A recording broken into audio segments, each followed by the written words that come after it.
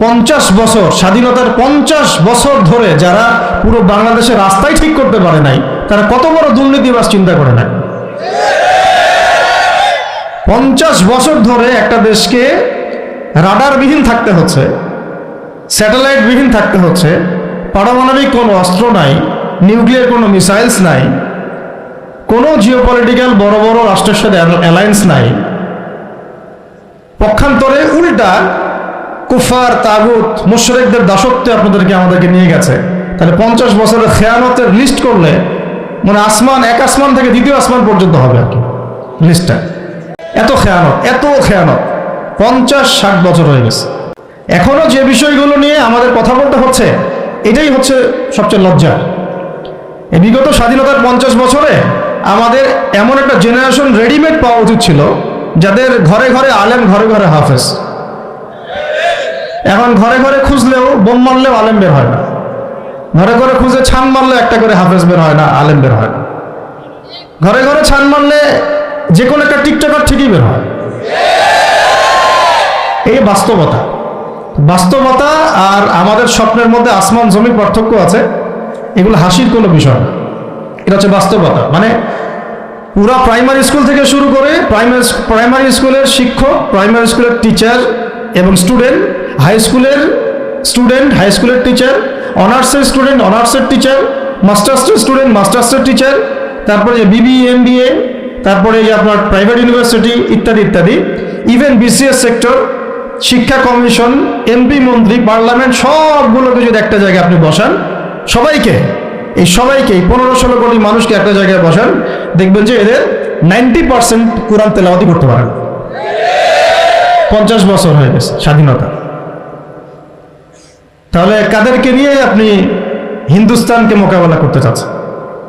কাদেরকে নিয়ে আপনি যে রামবাম, প্রগতিশীল এবং ইসকনকে মোকাবেলা করতে চাচ্ছেন? কাদেরকে নিয়ে? আবেগ দিয়ে তো হবে না। আর তাদের ব্যাপারটা তো এতই স্ট্রং, তারা তো এমনভাবে তাদের মানে আগ্রাসন লালন করছে যে ওরা যদি পারত, এখন পুরো বাংলাদেশটাকে ওদের মানচিত্রভুক্ত করে ফেলত। ষড়যন্ত্র কিন্তু এই পর্যন্ত, এটা আমরা বুঝি আর না বুঝি। আর আমরা তো খুব সাম্প্রদায়িক সম্প্রীতির বয়ান দিচ্ছি এখন আর কি। বিগত সময়ে কিছু রাজনীতি হয়েছে জঙ্গিবাদ শব্দ দিয়ে রাজনীতি করা হয়েছে। এটা থাকুক আর না থাকুক, বায়বীয়ভাবে একটা প্রতিষ্ঠা করার চেষ্টা করা হয়েছে, এটা দিয়ে রাজনীতি করা হয়েছে। সবাই সবার স্বার্থে কথাটাকে ব্যবহার করেছে। আসলে এটা একটা বায়বীয় শব্দ ছিল, কোনো অস্তিত্ব নাই। এখন রাজনীতি করা হচ্ছে নতুন করে সংখ্যালঘু শব্দ দিয়ে। কি দিয়ে? সংখ্যালঘু। তো সংখ্যালঘু শব্দ দিয়ে যে রাজনীতি করা হয়, তো সংখ্যালঘু যারা, তারা সংখ্যাগুরু কমিউনিটির মধ্যে সাইফুর রহমানকে এভাবে দিনে দুপুরে কুপিয়ে হত্যা করে কিভাবে?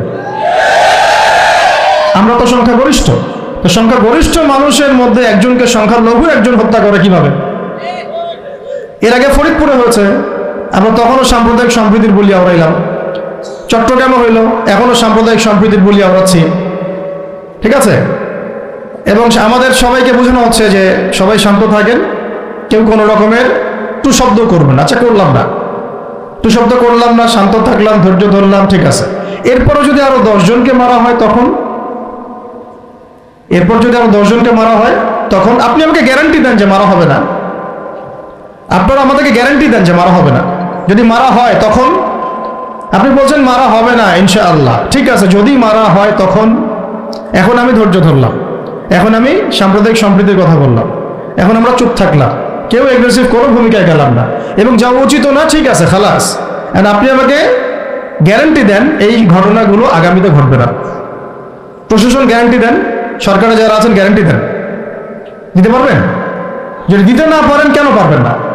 যদি দিতে না পারেন, তাহলে গ্যারান্টি কেন দিতে পারবেন না? তার মানে আপনার প্রশাসন ফেল করেছে এখানে। সেই ভাইকে হত্যা করা হয়েছে, সেই ভাইয়ের হত্যাকারী যদি 20 জন 30 জন হয়, প্রশাসনের পক্ষে এটা কোনো বিষয় না 30 জনকে কারাগারে নিয়ে আসা এবং আচ্ছা মতো রিমান্ডে সিদ্ধ ডিম ঢোকানো, কোনো বিষয় না। রিমান্ডে ওলামায়ে কেরামের পা ভেঙে দিতে পারেন, তাহলে এটা কেন করছেন না? তাহলে আপনারা আসলে আমাদেরকে কানাকে মক্কা দেখাচ্ছেন, এই তো। যদি গ্যারান্টি না দিতে পারেন, তার মানে এই সমস্যাটা থাকতে পারে। গ্যারান্টি না দিতে পারার অর্থই হচ্ছে আপনি নিজেই ভয় পাচ্ছেন, নিজেই আপনি শিওর না যে সমস্যাটা আসবে কিনা। কারণ আপনি জানেন যে আমি সমস্যাটাকে ডিল করতে পারি নাই, আসতেও পারে, এই জন্য আমি গ্যারান্টি দিতে পারছি না। আমাদের উপদেষ্টাদেরকে বলেন গ্যারান্টি দিতে যে এরকম ঘটনা আগামী তার কখনো ঘটবে না। আমরা তো সবাই শান্ত আছি, কেউ তো একটা টোকাও পর্যন্ত দেয়নি, কাউকে দিয়েছেন? আচ্ছা ঠিক আছে, আবার আমি প্রশ্ন করছি, যদি গ্যারান্টি না দিতে পারে এবং না দিতে পারাটাই তাদের ব্যর্থতা, এবং এর যদি উপযুক্ত বিচার তারা করতে না পারে, না করতে পারাটাই ব্যর্থতা সংখ্যাগরিষ্ঠ মুসলিম রাষ্ট্রে, তাহলে এই ঘটনা যদি আগামী 1 বছরে, 2 বছরে, 5 বছরে আবারও রিপিটেড হয় এবং একজনের জায়গায় 3 জন, 4 জন, 5 জন, 10 জন পর্যন্ত পৌঁছায়, তখন আপনাদের ভাষাটা কি হবে? তখন আপনারা কি ভাষায় কথা বলবেন আর আমাদেরকে কি বুঝাবেন? এটা আমার প্রশ্ন। আরো প্রশ্ন আছে, সাইফুর রহমান যদি আপনার ছেলে হইতো তাহলে কি হতো? সাইফুর রহমান যদি আমাদের উপদেষ্টাদের কেউ হতো তাহলে কি হতো? সাইফুর রহমান যদি আমাদের যে ওলামায়ে কেরামগণ, শ্রদ্ধার সাথেই বলছি, বিনয়ের সাথে, আপনাদের যদি ছেলে হতো আপনারা কি সেম কথা বলতেন কিনা? সাইফুর রহমান যদি আপনার মেয়ের জামাই হতো তাহলে আপনি সেম কথা বলতেন কিনা? এই জায়গাগুলো তো অনেক গ্যাপস আছে। আমাদের এত স্বার্থপর চিন্তা চেতনা যে আমার তো আর নিজের ছেলে মরে নাই, আমার তো আর নিজের ভাইকে মারা হয় নাই, আপনি তো তাকে আপনার ভাই মনে করতে পারছেন না। এখন পর্যন্ত আপনি সাইফুর রহমানকে আপনার ভাই মনে করতে পারেন নাই। সবাই চুপ। আর আমাদের কিছু সুরসুরি মানহাজের কিছু মানুষ আছে, সুরসুরি আর গিরগিটি মানহাজ, মানে তাগুতের নাম এক্স হইলেও তার পক্ষে, ওয়াই হইলেও তার পক্ষে, জেড হইলেও তারই পক্ষে, সবসময় চুপ। একদম সুরসুরি মার্কা ঠান্ডা ঠান্ডা মানহাজ মানুষকে দেওয়া হয় এবং তারা একটু জনপ্রিয়, এই কারণে জনগণও চুপ হয়ে যায়। তাদের একটা স্ট্যাটাস দেখে মানুষ চুপ। হ্যাঁ, আমার তো আকাবির, আমার তো অমুক, আমার স্কলার এই বলছে, আমার শায়েক এই বলছে, বাস আমি চুপ। আপনি তো নিজের চিন্তাটাকে বিক্রি করে দিয়েছেন মানুষের কাছে, নিজের চিন্তাটাকে আপনি বিক্রি করে দিয়েছেন।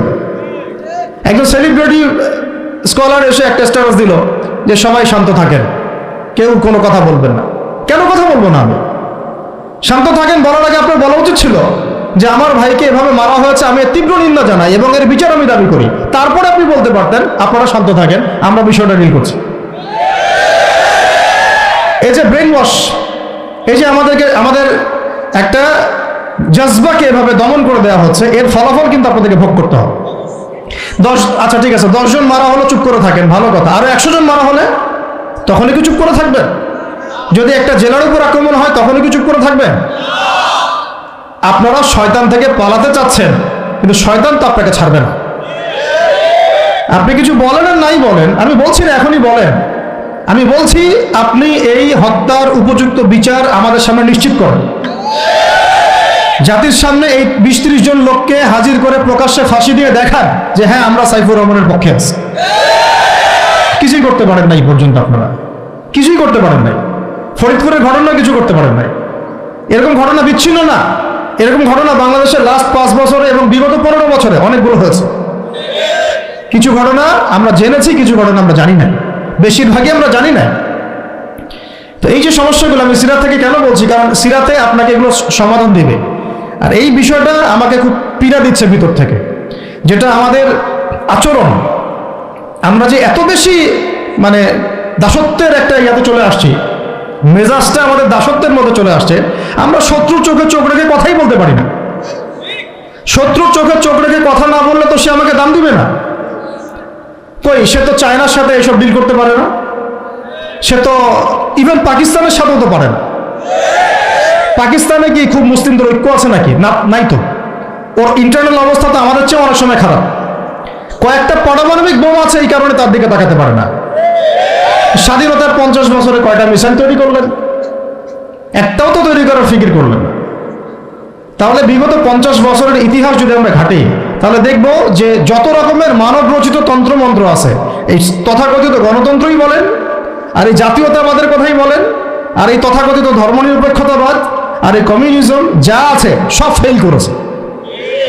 পশ্চিমা সব মতবাদ এখানে এমনভাবে ফেল করেছে যেটা ইতিহাসে বিরল।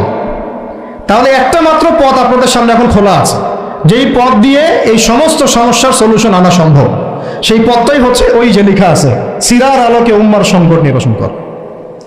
ওই সিরাতের আলোকে যদি উম্মার সংকট নিরসন করতে না পারি, আর কোনো রাস্তা আমাদের সামনে খোলা নাই।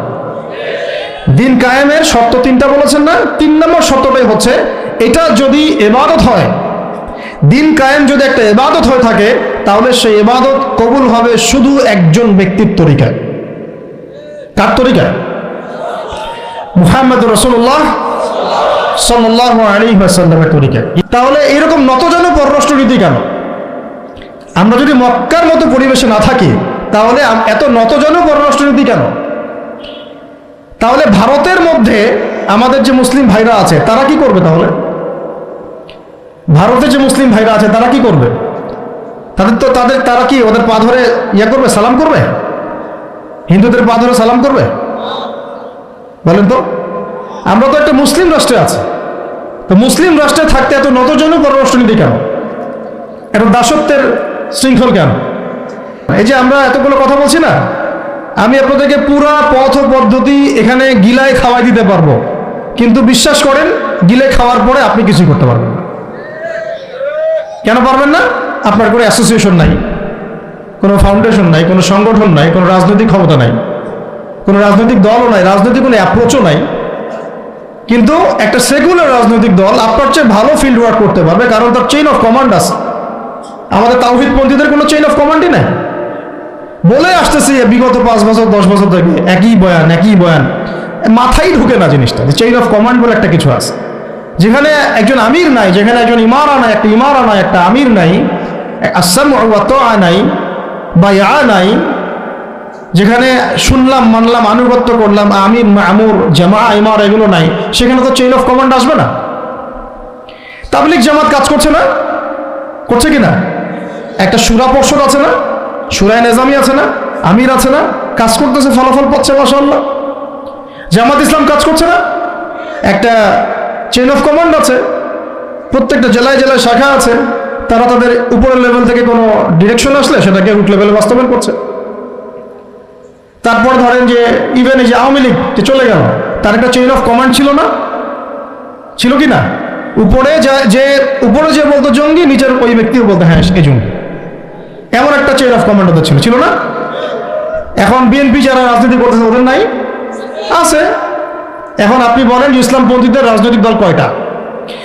একটা আছে আমাদের শাসনতন্ত্র, একটা হচ্ছে হেফাজতে ইসলাম, আর কি হেফাজতে ইসলাম তো আসলে কোনো রাজনৈতিক ব্যাকগ্রাউন্ড থেকে আসে না, এটা এসেছে আপনারা তো জানেন হিস্ট্রি, কোন প্রেক্ষাপটে এটা তৈরি হয়েছে, শাপলা চত্বরে ঘটনা, তাই না? আর জামাত ইসলাম। আর কথা হচ্ছে যে আমাদের তো মানে পৃথক পৃথক প্ল্যাটফর্মগুলোর মধ্যে একটা ঐক্যবদ্ধ সমন্বয় সবার আগে দরকার, তারপরে আমাদের একটা বৃহত্তর চেইন অফ কমান্ড দরকার। তখন কি হতো যে উপর থেকে একটা কিছু ছেড়ে দিলে একদম নিচ পর্যন্ত আসতে সময় লাগতো না। এখন এগুলোর বাইরে আমার যারা চান যে না কোরআন এবং হাদিস, ইসলামী ইমারা, শরিয়া এগুলো বাস্তবায়ন হবে, দাওয়াতের সাথে সাথে জিহাদ থাকতে হবে, এবং আমরা কোনো গণতন্ত্র সেকুলারিজম এইসব পশ্চিমা আদর্শে যাব না, তারা ফেসবুকে বায়োবিও ঘুরে বেড়াচ্ছেন। সব ফেসবুকে বায়োবিও ঘুরে বেড়াচ্ছেন, ইউটিউবে ইন্ডিভিজুয়ালি কাজ করছেন, সবার নিজস্ব স্বতন্ত্র মার্কাস, মাক্তাবা ইত্যাদি, কোনো সমন্বিত প্রয়াস নাই। এইভাবে তো হবে না। এইভাবে কি হবে? সর্বোচ্চ এককভাবে কিছু দাওয়াত দেওয়া যাবে, কিন্তু নবী সাল্লাল্লাহু আলাইহি ওয়াসাল্লাম ওহী প্রাপ্ত হওয়ার পরেই দাওয়াতের যে কাজ শুরু করলেন, এটাই চেইন অফ কমান্ড। সুবহানাল্লাহ। একটা জামার মধ্যে তিনি সবাইকে নিয়ে আসছেন। খেয়াল করে দেখেন, প্রথম ওহী আসলো কি সংক্রান্ত? ইকরা বিসমি রাব্বিকাল্লাযী খালাক। এই তো পড়ুন আপনার রবের নামে যিনি আপনাকে সৃষ্টি করেছেন। তো পড়া তিনি কি পড়তে পারতেন? তিনি তো পড়তেও পারতেন না।